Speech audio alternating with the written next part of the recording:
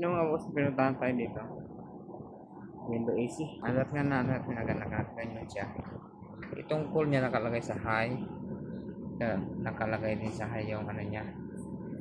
Ito yung thermostat niya. Ito yung setting niya. So naka-cool siya pero hindi man. Wala ng kompresor. Nakapan lang. Tingnan natin kung anong lalabas sa tawas.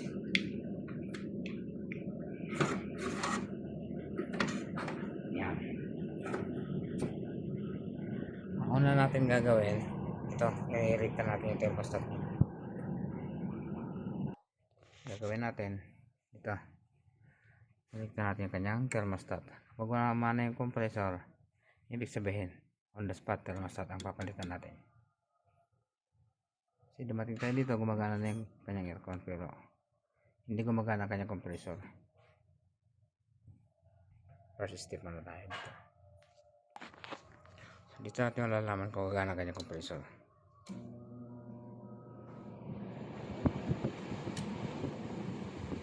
Okay, wala pa rin. Next step. So mga boss, ito yung lumabas sa tawas. Ayan. Sunog ang terminal niya. Ayan na. Naluto.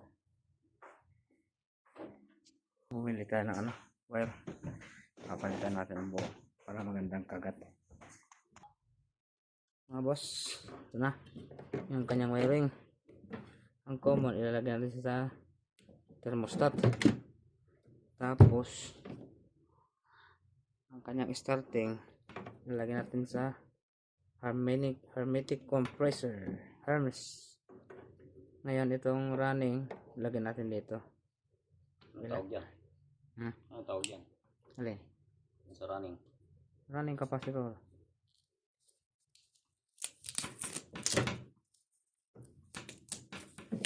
Pinuno ng kanyang tape yung kanyang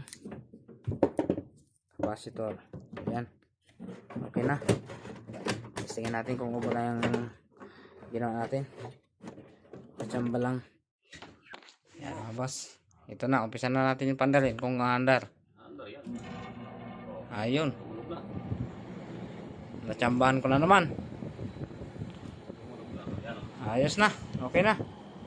So ikaw na nanonood sa aking ginagawa, i-follow na yan, i-share na yan, subscribe na yan sa ating YouTube channel para sa ating susunod pang mga video.